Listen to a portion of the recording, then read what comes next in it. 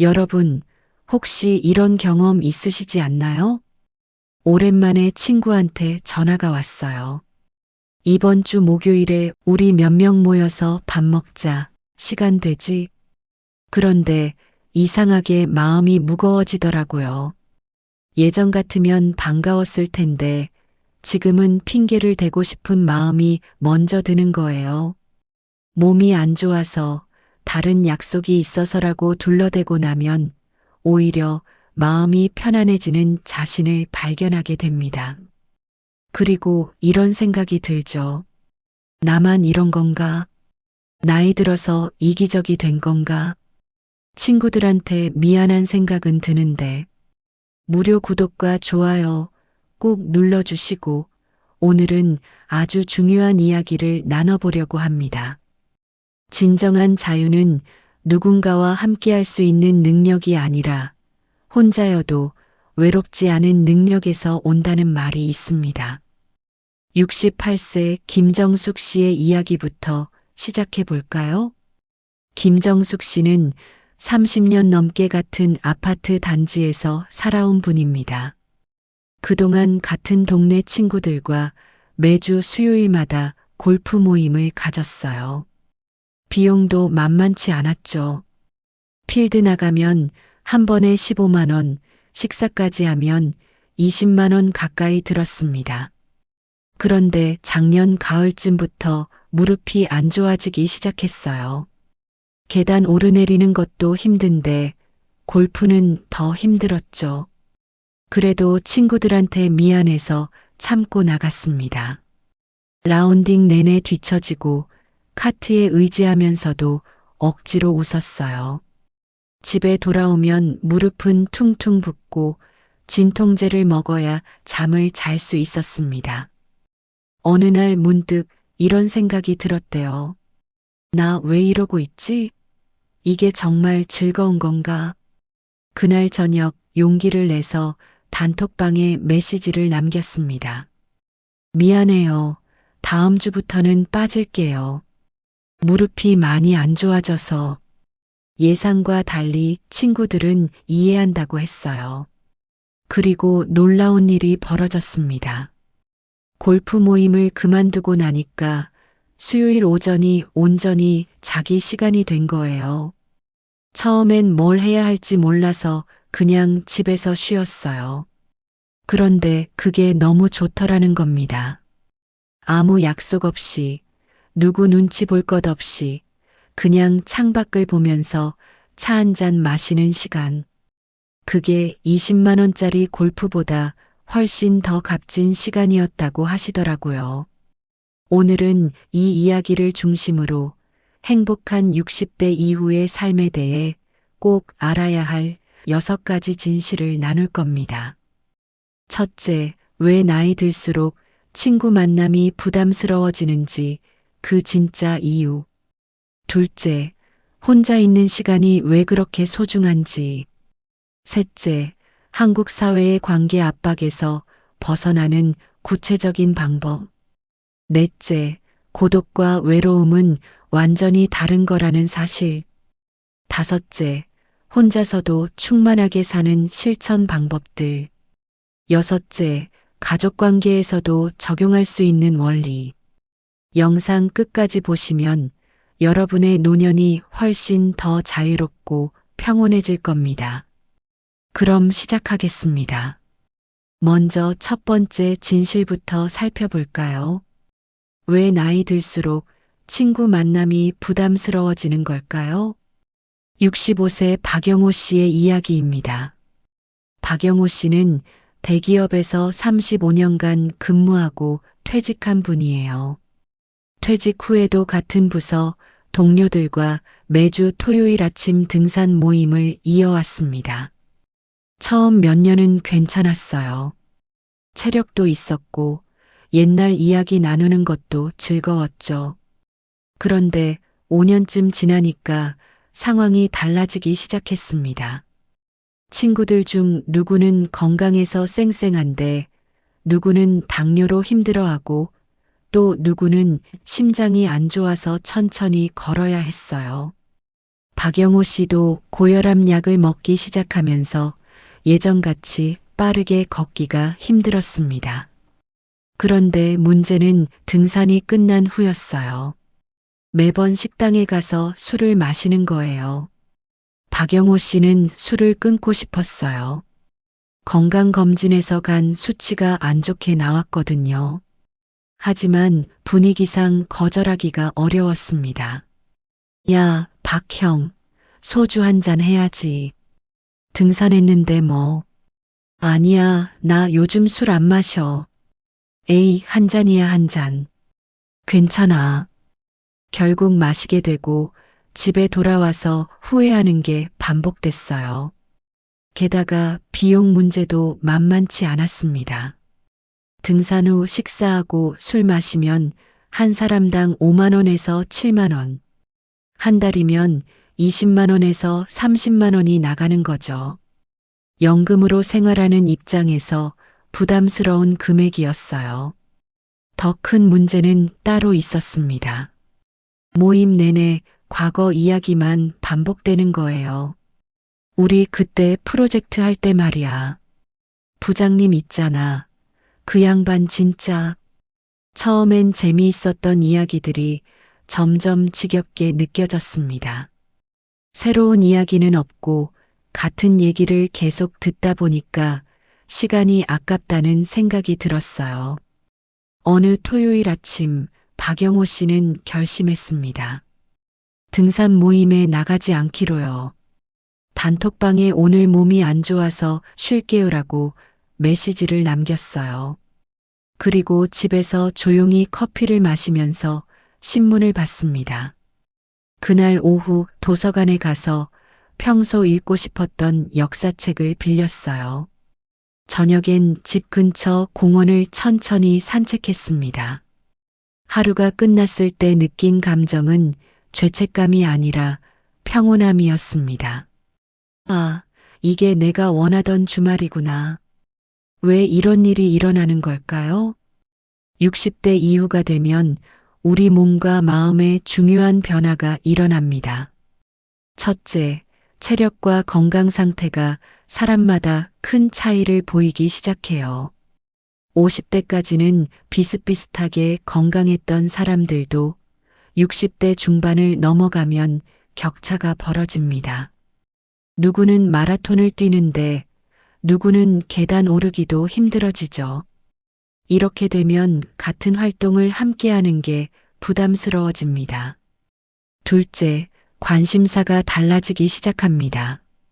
젊었을 때는 직장, 승진, 자녀 교육처럼 비슷한 관심사가 있었어요.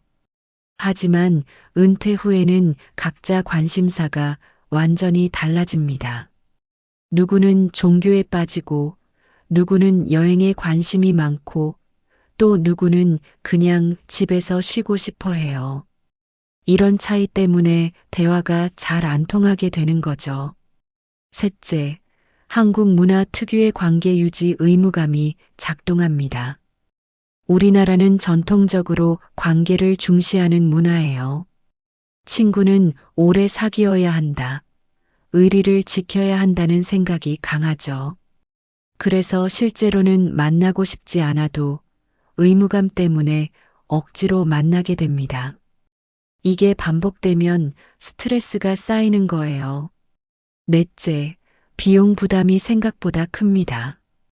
은퇴 후 수입이 줄어든 상태에서 모임 때마다 5만 원, 10만 원씩 쓰는 게 부담스러워요. 하지만 돈 없어서 못 나간다고 말하기는 자존심이 상하죠. 그래서 참고 나가다가 결국 지치게 되는 겁니다. 그렇다면 어떻게 해야 할까요? 6가지 실천 방법을 알려드릴게요. 첫째, 자신의 건강 상태를 솔직하게 말하는 연습을 하세요. 요즘 무릎이 안 좋아서 등산은 힘들어. 대신 평지 걷기는 괜찮아. 이렇게 구체적으로 말하면 친구들도 이해합니다. 괜히 애매하게 바빠서 다음에라고 하면 오히려 관계가 어색해져요. 둘째, 선택적 참여를 연습하세요. 매주 나가던 모임을 한 달에 한 번만 나가는 거예요. 나는 이제 한 달에 한 번만 참석할게. 체력이 예전 같지 않아서. 이렇게 명확하게 선을 그으면 친구들도 존중해 줍니다. 셋째, 대안을 제시하세요. 등산 대신 우리 공원에서 가볍게 산책하면서 커피 마실까? 이렇게 제안하면 부담 없이 만날 수 있어요. 모든 만남이 큰 이벤트일 필요는 없습니다. 넷째, 비용 부담을 줄이는 방법을 찾으세요. 다음엔 우리 집 근처 공원에서 만나서 도시락 싸와서 먹자. 이렇게 하면 5만 원이 5천 원으로 줄어듭니다. 진짜 친구라면 돈 쓰는 자리보다 편하게 이야기 나누는 게 더 중요하다는 걸 알아요. 다섯째, 거절하는 문장을 미리 준비해 두세요. 고마운데 이번엔 좀 쉬고 싶어. 다음 기회에 봐. 요즘 건강 관리 중이라 술자리는 빠질게. 오늘은 집에서 쉬는 게 더 좋을 것 같아. 이런 문장들을 자연스럽게 말할 수 있도록 연습하세요. 여섯째, 자신의 리듬을 존중하세요. 사람마다 필요한 사회적 접촉의 양이 다릅니다. 어떤 사람은 매일 누군가를 만나야 기분이 좋지만 어떤 사람은 일주일에 한 번이면 충분해요. 자신이 어떤 유형인지 알고 그에 맞게 생활하는 게 중요합니다. 박영호 씨는 이렇게 말씀하셨어요. 등산 모임을 매주에서 한 달에 한 번으로 줄이고 나니까 오히려 친구들 만나는 게 더 즐거워졌어요. 의무가 아니라 진짜 만나고 싶어서 만나니까 대화도 더 잘 통하더라고요. 이게 핵심입니다. 관계의 질은 만나는 횟수가 아니라 만날 때의 진심에서 나옵니다. 이제 두 번째 진실로 넘어가 볼까요? 혼자 있는 시간이 왜 그렇게 소중한지 말이에요. 70세 이순희 씨의 이야기를 들어보겠습니다. 이순희 씨는 평생 사람들과 어울리는 걸 좋아했던 분이에요. 아파트 부녀회 활동도 하고 교회 봉사도 하고 친구들과 수다 떠는 걸 정말 좋아했습니다. 집에 혼자 있으면 불안했어요. 내가 뭔가 놓치고 있는 건 아닐까? 다른 사람들은 재미있게 지내는데 나만 혼자 있나? 이런 생각이 들었죠. 그래서 매일 약속을 잡았습니다. 월요일은 친구랑 시장 가고, 화요일은 교회 모임, 수요일은 또 다른 친구랑 점심, 목요일은 문화센터, 금요일은 가족 모임. 쉴 틈이 없었어요. 주말에도 자녀들 집에 가거나 손주를 봐주느라 바빴습니다. 그렇게 바쁘게 살았는데 이상하게 마음이 공허했어요. 나는 왜 이렇게 바쁜데도 뭔가 채워지지 않는 느낌일까? 그러던 중 2020년 코로나가 터졌습니다. 모든 모임이 취소됐어요. 교회도 못 가고 친구들도 못 만나고 집에만 있어야 했죠. 처음 한 달은 정말 힘들었습니다. 답답하고 불안하고 우울했어요. 그런데 신기한 일이 벌어졌습니다. 두 달째 접어들면서부터 마음이 차분해지기 시작한 거예요. 아침에 일어나서 창문을 열고 햇살을 느끼는 시간. 천천히 커피를 내려서 마시는 시간. 오후에 베란다에 앉아서 책을 읽는 시간. 이런 시간들이 너무 소중하게 느껴졌습니다. 그전에는 한 번도 이런 시간을 가져본 적이 없었어요. 항상 누군가와 함께 있거나 무언가를 하느라 바빴으니까요. 코로나가 끝나고 다시 모임들이 재개됐을 때 이순희 씨는 선택을 했습니다. 예전처럼 모든 약속을 다 잡지 않기로요. 일주일에 두세 번 정도만 약속을 잡고 나머지 시간은 온전히 자기 시간으로 남겨뒀습니다. 그 시간에 뭘 했을까요? 도서관에 갔어요. 혼자서요. 아무도 말 걸지 않는 조용한 공간에서 책을 읽었습니다. 공원에도 갔어요. 역시 혼자서요. 벤치에 앉아서 나무를 보고 새소리를 들었습니다. 집에서는 그림을 그리기 시작했어요. 유튜브로 수채화 강의를 보면서 천천히 따라 그렸죠. 잘 그려지지 않아도 괜찮았어요. 누가 평가하는 것도 아니고 그냥 자기 마음이 편안해지는 게 중요했으니까요. 6개월쯤 지나자 놀라운 변화가 일어났습니다. 친구들을 만날 때 훨씬 더 여유로워진 거예요. 예전에는 친구들 말에 일일이 반응하고 내 이야기도 많이 하려고 했어요. 그런데 이제는 그냥 편하게 듣고 웃고 때로는 침묵도 괜찮았습니다. 왜 이런 변화가 일어났을까요? 혼자 있는 시간을 통해서 자기 자신과 친해졌기 때문입니다. 여기서 아주 중요한 개념 하나를 짚고 넘어가야 해요. 고독과 외로움은 완전히 다릅니다. 외로움은 롤리너스, 고독은 살러투드라고 하죠. 외로움은 혼자 있을 때 느끼는 부정적인 감정이에요. 나는 혼자다. 아무도 나를 원하지 않는다. 나는 쓸모없다. 이런 생각이 들면서 마음이 쓰라린 거죠. 반면 고독은 혼자 있을 때 느끼는 긍정적인 상태입니다. 나는 지금 혼자지만 평온하다. 이 시간이 소중하다. 나 자신과 함께 있다. 이런 느낌이에요. 똑같이 혼자 있어도 외로움을 느끼는 사람과 고독을 즐기는 사람은 완전히 다른 경험을 하는 겁니다. 이순희 씨는 처음엔 외로움을 느꼈어요. 하지만 시간이 지나면서 고독을 경험하게 된 거죠. 이게 왜 중요할까요? 우리가 나이 들수록 필요한 건 더 많은 관계가 아니라 자기 자신과의 좋은 관계입니다. 자기 성찰 능력이 있는 사람은 혼자 있어도 외롭지 않아요. 자기 생각을 들여다보고 자기 감정을 이해하고 자기 삶을 음미할 수 있으니까요. 반대로 자기 성찰 능력이 없는 사람은 항상 외부 자극이 필요해요. 누군가와 대화하고 TV를 보고 핸드폰을 만지작거려야 불안하지 않죠. 60대, 70대가 되면 우리한테 정말 중요한 게 뭔지 아세요? 내면 충전 시간입니다.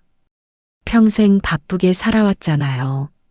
일하고, 자녀 키우고, 집안일하고, 부모 봉양하고, 항상 누군가를 위해서 살았어요. 이제는 나를 위한 시간이 필요한 거예요. 그 시간이 바로 혼자 있는 시간입니다. 그럼 어떻게 혼자 있는 시간을 잘 활용할 수 있을까요? 단계별로 알려드릴게요. 1단계, 하루에 30분만 혼자만의 시간을 확보하세요. 아침에 일어나서 가족들 깨우기 전 30분, 또는 저녁에 잠들기 전 30분. 이 시간에는 아무도 방해하지 못하게 해요. 핸드폰도 꺼두고, TV도 끄고, 그냥 조용히 앉아 있는 겁니다. 처음엔 뭘 해야 할지 몰라서 어색할 거예요. 괜찮아요. 그냥 창밖을 보거나 차를 마시거나 눈을 감고 호흡을 느껴보세요. 2단계, 혼자 외출하는 연습을 하세요. 카페에 혼자 가보는 거예요. 처음엔 어색할 수 있어요. 사람들이 나보고 외로운 사람이라고 생각하지 않을까? 이런 걱정이 들 수도 있죠. 하지만 실제로는 아무도 신경 안 씁니다. 카페에 가서 커피 한 잔 시키고 창가 자리에 앉으세요. 그리고 사람들 구경을 하거나 책을 읽으면 돼요. 영화관에도 혼자 가보세요. 요즘은 혼자 영화 보는 사람 정말 많아요. 오히려 혼자 가면 좋은 점이 더 많죠. 보고 싶은 영화만 고를 수 있고, 원하는 시간에 볼 수 있고, 영화 보다가 화장실 가고 싶으면 눈치 안 보고 갈 수 있어요. 3단계, 취미 활동을 시작하세요. 혼자서도 즐길 수 있는 취미요. 그림 그리기, 글쓰기, 악기 연주, 정원 가꾸기, 사진 찍기. 뭐든 좋아요. 중요한 건 결과가 아니라 과정입니다. 잘하려고 하지 마세요. 그냥 하는 행위 자체가 즐거우면 돼요. 이순희 씨는 수채화를 그리는데 그림을 누구한테 보여주지도 않아요. 그냥 자기가 그리는 과정이 좋아서 하는 거죠. 오늘 당장 할 수 있는 행동은 이겁니다. 핸드폰을 끄고 30분 동안 동네를 산책하세요. 아무 생각 없이 걷는 게 아니라 주변을 관찰하면서 걸어보세요. 꽃이 피었네. 저 나무가 예쁘네. 바람이 시원하네. 이런 작은 것들을 느끼면서 걷는 거예요. 그러면 머릿속이 맑아지고 마음이 차분해집니다. 이순희 씨는 이렇게 말씀하셨어요. 혼자 있는 시간을 좋아하게 되니까 사람들 만날 때도 더 좋아졌어요. 전에는 의무감에 만났는데 이제는 진짜 만나고 싶어서 만나니까 훨씬 즐겁더라고요. 이게 바로 핵심입니다. 혼자 있을 수 있는 능력이 있어야 함께 있을 때도 행복할 수 있어요. 이제 세 번째 진실로 넘어가 볼게요. 한국 사회의 관계 압박에서 어떻게 벗어날 수 있을까요? 72세 최민수 씨의 이야기입니다. 최민수 씨는 40년 동안 중견기업에서 일했어요. 영업부장까지 올라갔고 회사에서 인정받는 직원이었죠. 퇴직하고 나서 정체성 혼란이 왔습니다. 회사에 있을 때는 명함이 있었어요. 기업 영업부장 최민수. 이 명함이 자기를 증명해줬죠. 사람들을 만나면 명함을 주고 아, 영업부장이시구나 하면서 존중받았어요. 그런데 퇴직하고 나니 명함이 없어졌습니다. 그냥 최민수일 뿐이었어요. 처음 몇 달은 괜찮았어요. 쉬는 것도 좋고 자유롭다는 느낌도 있었죠. 그런데 6개월쯤 지나니까 불안해지기 시작했습니다. 나는 이제 뭐 하는 사람이지? 나는 사회에 무슨 쓸모가 있나? 내가 사라져도 아무도 모르겠네. 이런 생각들이 머릿속을 맴돌았어요. 그래서 최민수 씨는 사람들을 더 자주 만나려고 했습니다. 옛날 동료들한테 연락하고 동창회도 나가고 동네 어르신들 모임에도 참석했어요. 사람들과 함께 있으면 자기가 존재한다는 느낌이 들었거든요. 아, 나는 아직 사람들이 알아봐 주는구나. 하지만 이상한 일이 벌어졌습니다. 모임이 끝나고 집에 돌아오면 더 허전한 거예요. 왜 그랬을까요? 자기 자신을 다른 사람들의 반응을 통해서만 확인하고 있었기 때문입니다. 사람들이 웃어주면 기분이 좋고 무시하는 것 같으면 기분이 나빴어요. 자기 가치가 온전히 외부에 의존하고 있었던 거죠. 어느 날 밤 혼자 집에 앉아 있는데 문득 이런 생각이 들었대요. 나는 혼자 있으면 왜 이렇게 불안할까? 혼자 있으면 나는 쓸모없는 사람 같은데 이게 정상인가? 그날부터 최민수 씨는 일기를 쓰기 시작했습니다. 처음엔 뭘 써야 할지 몰랐어요. 그냥 오늘 한 일을 적었죠. 오늘 아침 7시에 일어났다. 산책했다. 점심은 된장찌개를 먹었다. 이런 식으로요. 그런데 계속 쓰다 보니까 점점 깊은 이야기가 나오기 시작했어요. 오늘 친구들을 만났는데 나는 왜 계속 내 이야기만 하려고 했을까? 내가 인정받고 싶어서 그랬던 것 같다.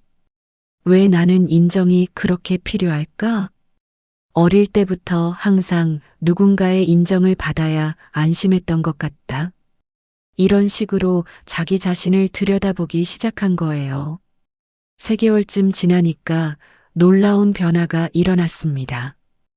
혼자 있어도 불안하지 않게 된 거예요. 물론 처음부터 완벽하게 바뀐 건 아니었어요. 여전히 가끔 불안할 때도 있었죠. 하지만 예전처럼 누군가를 만나서 불안을 잊으려고 하지 않았어요. 대신 일기를 펴서 지금 왜 불안한가 하고 스스로 질문했습니다. 아, 오늘 아들한테 전화했는데 바쁘다고 빨리 끊어서 서운했구나. 내가 아들한테 인정받고 싶었던 거구나. 하지만 아들은 아들 인생이 있으니까 나는 나대로 괜찮아. 이런 식으로 자기 감정을 이해하고 받아들이게 됐어요. 최민수 씨의 이야기에서 우리가 배울 수 있는 핵심은 뭘까요?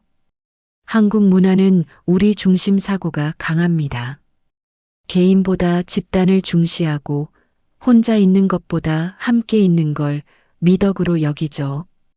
혼자 밥 먹으면 외로운 사람, 친구 없으면 문제 있는 사람. 이런 편견이 있어요. 그래서 많은 시니어분들이 혼자 있는 걸 두려워합니다. 사람들이 나를 어떻게 생각할까? 나만 혼자 있는 건 아닐까? 하지만 진실은 이겁니다.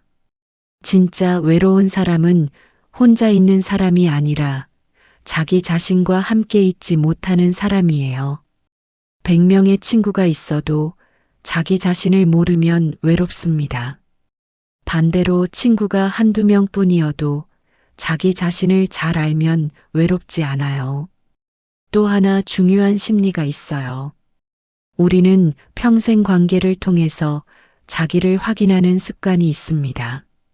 어릴 때는 부모님의 칭찬으로, 학창 시절엔 선생님과 친구들의 인정으로, 직장 생활 때는 상사와 동료들의 평가로 자기를 확인했죠. 나는 괜찮은 사람이야. 나는 가치 있는 사람이야. 이걸 확인하려면 항상 누군가가 필요했어요. 그런데 나이 들면 이런 외부 확인 장치들이 사라집니다. 부모님은 돌아가시고 직장에서 퇴직하고 자녀들은 독립하고 그러면 자기를 확인할 수단이 없어지는 거예요. 그래서 불안해지고 더 많은 사람을 만나려고 하는 겁니다. 하지만 이건 해결책이 아니에요. 진짜 해결책은 내면에서 자기 가치를 확인하는 능력을 키우는 겁니다. 어떻게 할 수 있을까요? 마음, 관계, 생활 습관, 이 3가지로 나눠서 실천법을 알려드릴게요. 먼저 마음 부분입니다. 자기 가치를 내면화하는 훈련을 하세요. 매일 아침 일어나서 거울을 보고 이렇게 말해보세요. 나는 오늘도 가치 있는 사람이야. 내가 누구를 만나든 안 만나든 나는 괜찮은 사람이야. 처음엔 어색하고 거짓말 같을 거예요. 괜찮아요. 계속 반복하다 보면 점점 자연스러워집니다. 일기를 쓰는 것도 아주 좋아요. 하루 10분만 투자해서 오늘 느낀 감정, 생각들을 적어보세요. 오늘 왜 그 사람 말에 기분이 나빴을까? 내가 원하는 게 뭐였을까? 이런 질문을 스스로 던지고 답하는 거예요. 그러면 자기 자신을 점점 더 잘 이해하게 됩니다. 관계 부분은 이렇게 하세요. 질 높은 관계 한두 개만 유지하세요. 10명의 친구보다 1명의 진짜 친구가 낫습니다. 진짜 친구는 뭐냐고요? 내가 힘들 때 연락할 수 있는 사람. 내 이야기를 진심으로 들어주는 사람. 내가 잘못했을 때 솔직하게 말해주는 사람. 이런 사람 한두 명이면 충분해요. 나머지는 가볍게 인사만 하고 지내도 괜찮아요. 모든 사람한테 친하게 지낼 필요 없습니다. 생활 습관은 이렇게 만들어 보세요. 혼자서도 즐거운 루틴을 만드는 거예요. 최민수 씨의 루틴을 참고해 볼까요? 아침 6시 30분에 일어나서 스트레칭 10분, 7시에 산책 30분, 8시에 아침 식사하면서 신문 읽기, 9시부터 11시까지 독서나 글쓰기, 11시 30분에 간단한 집안일, 점심 먹고 낮잠 30분, 오후 2시부터 4시까지 자유시간 TV, 취미 활동 등, 4시부터 5시까지 다시 산책이나 운동, 저녁 식사 후에는 가족과 시간 보내거나 조용히 음악 듣기. 이렇게 규칙적인 루틴이 있으면 혼자 있어도 지루하지 않아요. 하루가 알차게 채워지는 느낌이 들죠. 여기서 핵심은 뭐냐면요. 이 루틴을 누군가를 위해서 하는 게 아니라 나를 위해서 한다는 거예요. 내가 좋아서 내 몸과 마음이 편해서 하는 거죠. 최민수 씨는 이렇게 말씀하셨어요. 처음엔 혼자 있으면 쓸모없는 사람 같았는데 이제는 혼자 있는 시간이 가장 소중해요. 이 시간에 내가 나를 돌보거든요. 사람들 만나는 것도 좋지만 그건 하루에 한두 시간이면 충분해요. 맞는 말씀입니다. 나이 들수록 가장 중요한 관계는 나 자신과의 관계예요. 이제 네 번째 진실을 이야기해 볼까요? 가족 관계에서도 이 원리가 적용됩니다. 많은 시니어분들이 이런 고민을 하세요. 자녀들한테 너무 자주 연락하면 부담스러워 할까? 배우자랑 하루 종일 붙어 있는데 답답해. 손주 돌봐주는 게 좋긴 한데 너무 힘들어. 67세 김미경 씨의 이야기를 들어볼게요. 김미경 씨는 아들 부부와 같은 동네에 살아요. 차로 10분 거리죠. 손주가 2명 있는데 하나는 5살, 하나는 7살입니다. 아들 며느리가 맞벌이를 하니까 김미경 씨가 거의 매일 손주를 돌봐줬어요. 아침에 아들 집에 가서 손주들 아침 먹이고 유치원 보내고 오후에 다시 가서 데려오고 저녁까지 먹이고 아들 부부가 퇴근하면 그때야 자기 집으로 돌아왔습니다. 처음엔 괜찮았어요. 손주가 예쁘고 도와주는 게 당연하다고 생각했죠. 그런데 1년쯤 지나니까 몸이 힘들기 시작했어요. 허리도 아프고 무릎도 아프고 밤에 잠도 잘 못 잤습니다. 더 큰 문제는 자기 시간이 전혀 없다는 거였어요. 친구들이 점심 먹자고 해도 못 나갔어요. 손주 봐야 돼서 문화센터 가고 싶어도 못 갔어요. 애들 유치원 데려다 줘야 돼서 남편이랑 여행 가고 싶어도 못 갔어요. 며느리한테 미안해서 어느 날 친구가 물었어요. 너 요즘 얼굴이 왜 그래? 많이 힘들어 보여. 그 말을 듣는 순간 눈물이 났대요. 응, 사실 너무 힘들어. 근데 어떡해. 애들 봐줄 사람이 나밖에 없는데. 친구가 말했어요. 그건 내 책임이 아니야. 아들 며느리가 해결할 문제지. 너는 도와주는 거고 도움은 내가 할 수 있는 만큼만 하면 돼. 그 말이 김미경 씨 마음에 깊이 박혔습니다. 집에 돌아와서 곰곰이 생각했어요. 내가 왜 이렇게까지 해야 하지? 내 인생은 어디 갔지? 나는 손주 돌봐주는 기계가 아닌데. 다음 날 용기를 내서 아들한테 말했습니다. 엄마가 요즘 몸이 많이 안 좋아. 매일 가는 건 힘들 것 같아. 주 23회 정도만 도와줄게. 아들은 처음엔 당황했어요. 그럼 우리가 어떻게 해요? 그건 너희가 알아서 해야지. 엄마도 엄마 인생이 있어. 며느리는 조금 서운해하는 것 같았지만 결국 이해했어요. 아이 돌봄 서비스를 알아보고 일주일에 23일은 그쪽에 맡겼습니다. 김미경 씨는 이제 월, 수, 금만 손주를 봐줘요. 화, 목은 온전히 자기 시간입니다. 화요일에는 친구들 만나서 점심 먹고 수다 떨고, 목요일에는 문화센터 가서 요가 배우고, 주말엔 남편이랑 가까운 곳으로 당일치기 여행도 가요. 놀라운 건 이거예요.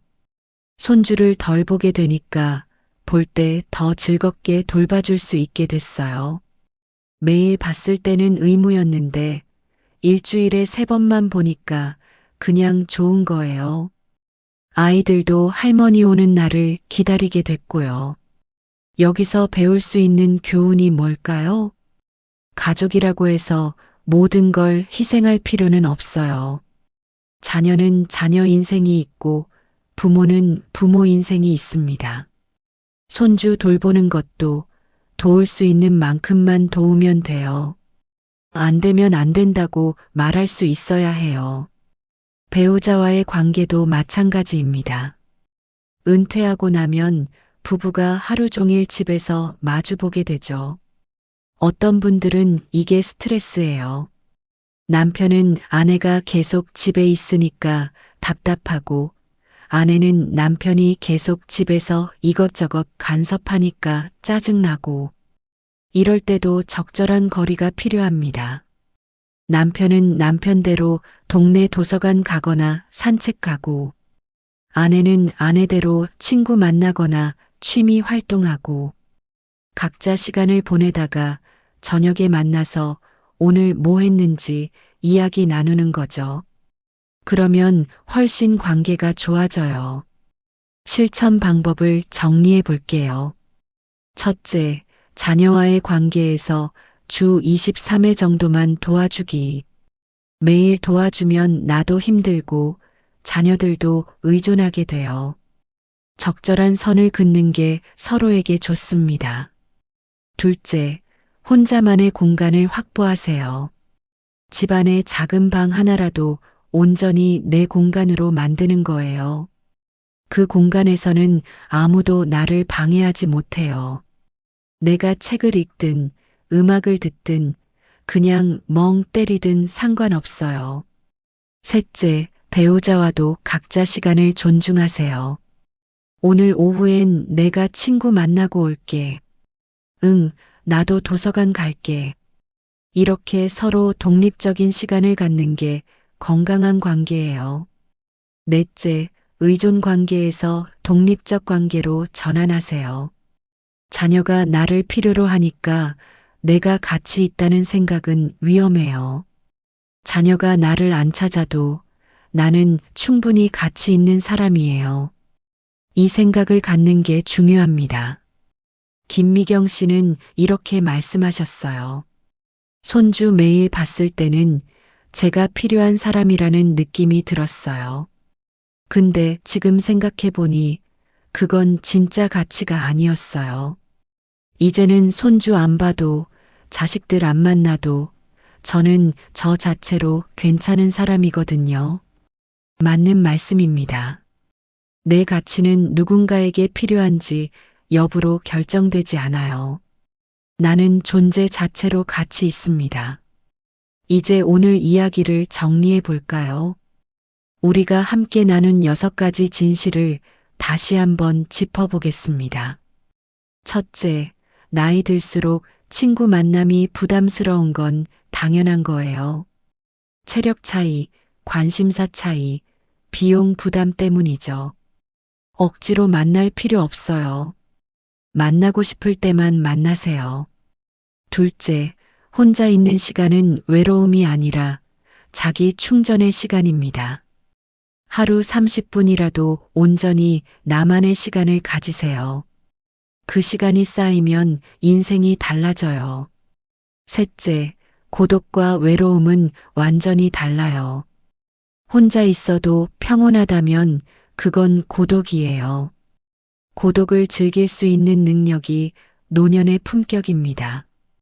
넷째, 한국 사회의 관계 압박에서 벗어나세요. 혼자 있으면 외로운 사람이라는 편견은 틀렸어요. 진짜 외로운 사람은 자기 자신과 함께 있지 못하는 사람이에요. 다섯째, 자기 가치는 내면에서 나와요. 다른 사람의 인정이 아니라 내가 나를 인정하는 게 중요합니다. 여섯째, 가족과도 적절한 거리가 필요해요. 사랑한다고 해서 모든 걸 희생할 필요는 없어요. 나도 나만의 인생을 살 권리가 있습니다. 이제 여러분께 3가지 질문을 드릴게요. 스스로에게 조용히 물어보세요. 첫 번째 질문입니다. 나는 혼자 있을 때 불안한가요? 아니면 평온한가요? 만약 불안하다면 왜 그런지 천천히 생각해 보세요. 무엇이 나를 불안하게 만드는지 알아야 바꿀 수 있어요. 두 번째 질문입니다. 내가 진정으로 만나고 싶은 사람은 누구인가요? 의무감 때문이 아니라 정말 만나면 기분이 좋아지는 사람이 누구인지 생각해 보세요. 그 사람들과의 관계에 집중하세요. 세 번째 질문입니다. 오늘부터 혼자 시작할 수 있는 작은 행동은 무엇인가요? 30분 산책이든 카페에서 커피 한 잔이든 뭐든 좋아요. 오늘 당장 해보세요. 작은 시작이 큰 변화를 만듭니다. 여러분 기억하세요. 나이 든다는 건 약해지는 게 아니에요. 오히려 더 단단해지는 겁니다. 젊었을 때는 다른 사람 눈치 보느라 못했던 것들을 이제는 할 수 있어요. 나는 이게 좋아. 이건 하기 싫어라고 분명하게 말할 수 있는 나이예요. 혼자 있는 시간을 두려워하지 마세요. 그 시간이야말로 진짜 나를 만나는 시간이에요. 친구가 많은 게 중요한 게 아니라 나 자신과 좋은 친구가 되는 게 중요합니다. 나 자신을 사랑하고, 나 자신을 존중하고, 나 자신과 편안하게 지낼 수 있을 때, 비로소 다른 사람과도 건강한 관계를 맺을 수 있어요. 행복한 60대, 70대, 80대는 돈이 많아서도 친구가 많아서도 아니에요. 혼자 있어도 천국 같은 마음을 가진 사람이 진짜 행복한 사람입니다. 여러분 모두 그런 사람이 되시길 진심으로 응원합니다. 나이는 선택할 수 없지만 어떻게 살아갈지의 선택은 우리에게 있습니다. 오늘부터 조금씩 나를 위한 시간을 만들어 보세요.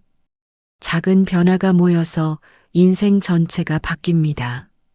오늘의 지혜가 삶에 작은 도움이라도 되셨길 바랍니다. 앞으로도 더 깊고 품격 있는 이야기를 준비하겠습니다. 구독과 좋아요는 큰 힘이 됩니다. 다음 시간에 또 찾아뵙겠습니다. 건강하고 편안한 하루 되십시오.